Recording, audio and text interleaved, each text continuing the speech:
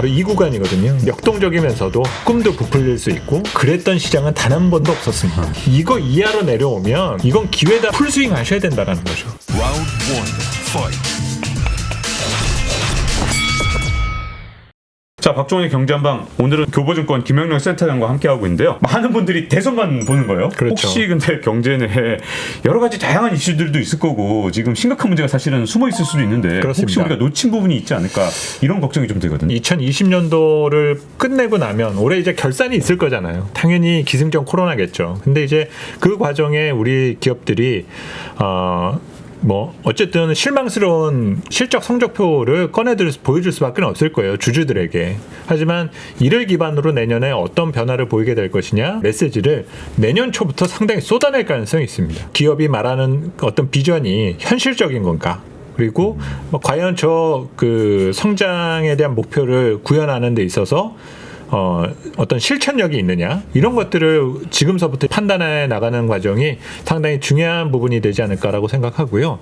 요즘 뉴스들 중에서는 저는 조금 많이 안 다뤄진다라는 느낌을 받고 있는 부분 중 하나가 중국 상황이에요. 아, 그렇죠. 생각보다 미국만 보고 있어요. 그렇죠. 좀 과한 표현을 쓰면 왜곡됐다라고 할 정도로. 어떻게 왜곡이 된 그러니까 거예요? 우선은 지난 3분기 성장률이 의외로 깜짝 성장을 보여줬었던 것들 주변에 있는 분들하고 얘기를 해보면 중국의 확진자 수는 믿을 수 없는 거 아니야? 라는 내용들로만 끝나요. 그런데 방역 활동을 강화하기 위해서 지불하고 있는 비용이 얼마나 되고 있는지 저는 개인적으로 궁금하고요. 네. 그리고 어쨌든 지금 고용이나 일자리 문제에 있어서 가장 문제를 드러내고 있지 않는 나라 중에 하나가 또 네. 중국이지 않습니까? 그렇죠. 얼마 전에 그 오중전회가 있었고 향후 5개년에 대한 경제계획을 결정짓는 자리였었는데 여기서 다뤘었던 내용 중에 하나가 자립경제였었거든요. 네. 스스로 한번 발전하는 데 있어서 전력 투구를 해보겠다라는 메시지를 던진 겁니다. 근데 이런 내용들에 대해서 분석되거나 뉴스에 대한 전달 정도가 너무 약하다는 느낌을 많이 받아요. 그렇죠. 요즘에 중국 소식 거의 볼 수가 없는데. 그래서 저는 오히려 의심했었던 게 네. 이 코로나 문제 때문에 특파원분들이 다 들어오셨는지 정보가 별로 없더라고요. 계속 계시긴 계신데요. 네, 근데 예전만큼 이게 안 많이 안 들어오시죠. 달아졌어요. 네, 그래서 내년 시장 상황이나 또 네. 우리가 최근에 변화되는 부분 중에 하나가 환율이지 않습니까? 네. 특히 우리 원화도 중요하지만 위안화의 변화 속도도 상당히 빨라졌거든요. 네. 이 내용은 이제 중국의 경제뿐만이 아니라 세계 경제에서에 대한 지배력 그리고 시장 개방과 자산 시장에서의 투자 활동 이런 부분에 다양한 먹거리를 제공해 줄 수 있다고 봐요. 그래서 사실 이 내용을 저도 앞으로도 더 모니터링하려 하고 있고 방송을 보시는 분들도 많은 연구가 조금 필요하지 않을까라는 생각을 합니다. 중국에 대해서 2008년 글로벌 금융위기 이후처럼 성장 동력이 될 수 있다. 이런 분들이랑 또 반대로 지금 수치가 네. 조작된 것 굉장히 위험하다 중국. 이렇게 네네. 완전히 극단적으로 갈라지는 것 같은데 어느 쪽으로 좀 보시는지 좀 궁금합니다. 중국이란 나라가 사회와 경제, 정치 이런 부분 등의 발전 속도는 다르다고 봐요. 근데 사람들은 다 똑같다라고 가정하면서 접근을 하고 있거든요. 로봇 기술, 드론 기술 이 모든 것들에 대한 발전 속도를 보면 경제의 속도는 절대 뒤처지지가 않았어요. 오히려 더 빨라졌다라고 할 정도로 저는 개인적으로 2010년대가 미국의 시대였다라면 2020년대는 중국 시대에 조금 더 가까워지지 않았나. 그래서 살짝 여는 정도? 그렇습니다. 네. 어떤 기회 요인이 많고 대신 지금 중국이 잘 살기 시작한 근원은 유럽하고 미국 사람들이 중국 제품 많이 사줬기 때문이거든요. 그렇죠. 미국에서나 유럽에서 주장하는 거는 니네 그렇게 우리 돈 다 가져가 놓고 그냥 그거 계속 갖고 있을 거야? 다시 조금은 돌려줘야 되잖아. 네. 라면서 자꾸 시장 개방을 강요하고 있는 거거든요. 그 변화에 대한 과정이 2020년대에는 가능하지가 않을까라고 생각합니다. 베이징 올림픽 전후에서 막 중국 자산시장에 엄청난 팽창을 보았다가 엄청난 그 수축 과정을 보이게 된 거는 발전 단계에 있었기 때문에 그런 결과가 나왔었던 거고 이제는 어떤 질적 개선을 중국 시장과 자본시장도 보여줄 수 있다라는 점 등을 가정하면 투자 유인이 상당히 많아질 수가 있기 때문에 중국에 대한 관심을 더 높여가시는 것이 중요하지 않을까. 그럼 앞으로 이제 차세대 투자처로 중국을 집중해서 좀 볼 필요가 있겠네요. 그렇습니다. 저는 개인적으로 그렇다 보고요. 그리고 이거는 승자와 패자를 나누자는 얘기가 아니거든요. 이거는 밸런스 문제입니다. 네. 분명히 미국 중심의 세계 경제 밸런스가 약간씩 한쪽으로 과해졌다라고 싶었을 때 그거를 맞춰줘야 될 부분 등이 있는 거거든요. 이미 그런 밸런스에 대한 조정 과정을 지난 경제 100년 역사에서도 우리가 계속적으로 확인을 해왔었던 거잖아요. 나는 중국이 싫은데 중국을 투자하란 말이야. 이런 말씀을 드리는 것이 아니라 비중에 대한 조정 정도를 생각해 주셨으면 좋겠습니다. 사실 실제로도 위안화가 강세를 나타냈고 그렇죠. 우리 원화도 따라서 강세를 나타내면서 지금 달러에 대한 원화 환율이 뭐 뚝뚝뚝 떨어졌는데 그렇죠. 이 추세가 그러면 어떻게 내년에도 계속된다고 봐야 되나요? 우선은 그 위안화와 원화에 대한 강세의 주요한 이유 중에 하나가 유럽과 미국 등 서구권 경제권과 비교해 봤을 때 기초 체력이 상당히 탄탄하다라는 거죠. IMF가 발표한 성장률에 대한 그 침체 깊이도 달랐고 네. 내년에 회복 속도도 분명히 다를 겁니다. 환율이라는 것은 여러 영향을 주는 요소 등은 있지만 역시 기초 체력을 반영하는 것이 환율이다라는 점을 가능하면 내년의 경제가 가장 희망적이다라고 말하는 국가의 통화가 강세라는 것은 정상적 경제의 흐름이라고 보는 부분이 맞거든요. 네. 근데 일부 투자자분들은 너무 속도가 빨라. 네. 그리고 야 이렇게 빠르면 우리 수출 안 돼. 자꾸 얘기를 하세요. 네. 좀 속도가 진짜 그렇죠. 엄청난 속도였어요. 근데 우리 기업들이 때까지. 그렇게 수출에 대한 민감도가 예전과 비교해서 그렇게 크지 않아요. 오. 90년대 이전처럼 공장이 다 우리나라에 있으면 정말 신경 쓰기겠죠. 아. 근데 이미 네. 해외에서 팔 건 해외에서 만들고 있기 때문에 네. 그에 대한 민감도가 그렇게 크지가 않습니다. 그래서 오히려 지금 우리가 바라봐야 되는 거는 이런 원화 강세의 구간에 들어간다는 것은 원화 표시 투자 자산에 대한 매력이 커진다는 겁니다. 네. 그러면 이거는 주식도 될 수 있고 채권도 될 수 있고 부동산도 될 수 있다는 거예요.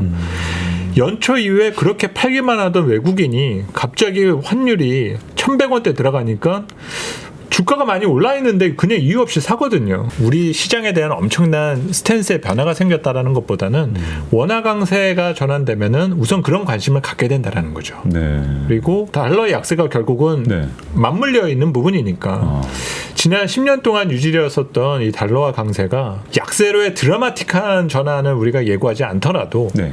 우선 10년의 강세 국면의 끝을 우리가 보았다라고 가정만 하더라도 네네. 투자 요인은 분명히 생긴다는 거죠. 그러니까 원래 달러 약세일 때 보통 이 이머징 마켓에 대한 투자가 늘어나는 경향이 아주 있고 강해지죠. 거기에 한국도 수혜를 좀 볼 수 있는 상황. 이 얘기를 이제 쉽게 설명을 하면 네. 지금 달러 자산 한 1조 원 정도 가지고 있는 사람이 네. 앞으로 나의 이 돈을 어떻게 배분할까를 생각할 필요가 있어요. 뭐 지난 10년 동안 수익이 계속 늘어나서 미국에서 성공한 자산가라면은 미국 주식 갖고 있었겠죠. 네, 그렇죠. 미국 주식시장도 여전히 좋은 부분인 것만은 맞지만 네. 대통령이 바뀌고 정부가 바뀌어서 불세가 늘어난다거나 법인세가 인상된다거나 이런 것들 보면 불편하잖아요. 네.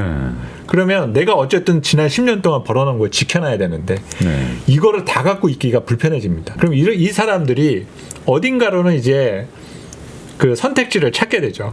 그게 2000년대 일어났었던 일들이었어요. 텍사스 지역에서 나는 유가 예측은 정말 자신 있어 했었던 사람들은 실물에 베팅을 합니다. 네. 그래서 원자재 시장으로 돌아가는 투자 비중을 높이게 되고 나는 그런 거 잘 모르겠는데 미국의 성장이 둔화됐을 때 중국이나 신흥시장이 엄청 빠르게 올라갈 것 같아. 이 얘기 들은 사람들은 그 해당되는 시장의 자산을 사려 하겠죠. 중장기적으로 좋게 보는 사람은 그 해당 지역에 부동산을 사려 할 거고요. 그 해당되는 시장이 반짝 좋을 것 같아. 그러면 그냥 통화만 사던가 환금성이 가능한 주식을 사겠죠. 그래서 난 한 2, 3년 투자해 볼 거야. 그러면서 들어오는 현상이 나타나게 된다는 겁니다. 21년서부터 한 24년, 3년 정도까지 우리가 이제 마주하게 될 시장 구간이 바로 이 구간이거든요. 네. 그래서 뭔가 좀 역동적이면서도 투자자들의 어떤 꿈도 부풀릴 수 있고 또 상황에 따라서는 또 공포도 느끼게 할 수 있는 그런 시장이 앞으로 전개될 수 있다는 걸 기억해 주셨으면 좋겠어요. 말씀하신 대로라면 어게인 코리아 이런 느낌이 좀 들어서 좀 뭔가 좀 벅차오르는데 진짜 다시 한국 이렇게 세계의 이목을 받게 된다면 어떤 업종과 어떤 분야를 좀 관심을 가져야 될까요? 우리나라 사람들이. 저는 어게인이라는 표현보다는 왜냐면 어게인이면 예전으로 돌아갔다는 의미도 될 수가 네. 있겠지만 또 예전과 같은 제자리라는 느낌도 있지 아, 않습니까? 그런가요? 그래서 최근에 저도 이제 네. 다음 달에 책을 내는데 네. 거기에서 코리아 리셋이라는 표현을 썼어요. 오. 초기화됐다라는 거죠. 오. 그리고 문제는 초기화 다음에 우리 시장에 대한 그림은 네. 뭔가 발전된 부분에서 우리가 접근하는 것이 필요하다고 봅니다. 그리고 네. 우리 기업들이 그동안에 계속 답보 상태에 있었던 이유 중에 하나는 제조업 의존도가 너무 높았어요. 네. 그러면서 이번 코로나19로 바꾼 부분 중에 하나가 플랫폼 기반 기업들이 이제 위로 올라왔다라는 거죠. 이를 기반으로 우리 시장과 경제 가치에 대한 재배치가 이루어지고 있습니다. 우리 경제는 역시 수출 중요하고요. 그리고 소비가 가장 중요해요. 네. 그래서 내년은 경기 민감주들 중에서 소비에 해당되는 산업 등이 주도력을 상당히 강화할 가능성 자체가 크다. 네. 그래서 자동차를 포함해서 유통 산업들 그리고 필수 소비재 관련된 산업 등은 상당히 잠재력이 크다라고 보셔야 될 것 같고요. 시장 스타일이 바뀌다 보니까 너무 빠진 주식들을 사고 싶어 하시는 경우들이 있어요. 네. 야, 경제 좀 좋아지면 정유주도 사야지. 조선주도 사야지. 저렇게 지금 뭐 빠져서. 근데 이런 기업들은 침체되었던 몇 년의 시간 동안 중국에게 따라잡힐 수도 있고 아니면 다른 신흥국가에 대해 따라잡힐 수도 있거든요. 이런 부분을 극복한 그 문제 등을 해결해 줘야만 투자 매력이 있다라 말할 수가 있기 때문에 가치주라고 분류되어 있는 기업들은 뭔가 신선한 도전 목표를 제시할 수 있느냐 그렇지 않느냐 이런 것들이 오히려 투자의 기준이 되실 수 있다라고 보여집니다. 올해 아마 주식 투자 시작하신 분들 진짜 많을 것 같은데 네네네. 이분들이 올 연말까지 어떻게 이 시간에 투자 준비를 하고 또 어떻게 포트폴리오를 어떻게 정리하고 이런 것들을 좀 조언해 주신다면 어떻게 보십니까? 우선 연말까지를 생각한다면은 네. 저는 기회를 누적시키시는 게 오히려 좀 더 좋다. 어떤 라고 생각이 들어요. 시장이 연말로 갈수록 연중 최고치에 근접해지게 되면은 네. 내년의 시장은 이거 이하로는 다시 안 올 것 같다라는 느낌을 느끼실 수가 있는데 네. 그랬던 시장은 단 한 번도 없었습니다. 언제든 충분한 기회를 주었고 대신 그렇게 시장 상황이 바뀌게 되면 투자자들은 그 변화되는 과정에 있어서 의견도 또 순식간에 또 바뀌세요. 네. 바로 선거 직전에 그렇잖아요. 그렇죠. 정말 9월달, 10월달에 조정받기 시작해서 지수가 2,300 깨지는 거 보니까 아이고 이거 잘못되는 것 같다라는 느낌을 자꾸 받으세요. 근데 그렇게 생각하실 필요가 없다라는 겁니다. 올해 코스피의 평균이 얼마에서 끝나냐면 지금까지 숫자가 2,140 정도예요. 올해 평균이. 네. 올해 초에 올해 평균이 2,400 정도일 거 알았다라고 했으면 지난번 1,500 내려갔을 때 샀겠죠. 그렇겠죠. 내년의 평균이 얼마냐라는 것을 가정을 하면 내년 평균은 한 2,350에서 2,400 정도는 평균일 겁니다. 평균이요. 평균이. 그러면 이거 이하로 내려오면 이건 기회다라고 하고 나서 풀스윙 하셔야 된다라는 거죠. 그런데 그때 내려가서 난 이 공 볼 필요 없어 하면서 그냥 가만히 서 계시게 되면은 떨어지면 그냥 계속 떨어질 삼진 것 아웃 때나 당하신다라는 거예요. 네. 그래서 그 기준을 갖게 되시는데 연말에 스터디를 하시는 것이 가장 좀 중요하다는 생각을 하고 자료들 취합해서 보시게 된다라면 성향별로 분류하시는 것이 중요해요. 다 보시다 보면은 말 그대로 결정장애가 올 수밖에 없습니다. 그런 것들을 분류하시는 작업을 하시면서 기회를 누적시키게 된다라면은 내년 2021년도에 충분한 기회를 잡으실 수 있는 그 용기를 갖게 되시지 않을까라는 생각이 듭니다. 자, 오늘 이 교보증권 김영렬 센터장 함께 모시고 박종원의 경제한방 진행했습니다. 어떻게 들으셨는지 궁금한데요. 자, 다음 시간에 다시 뵙도록 하고요. 감사합니다. Round 1. Fight.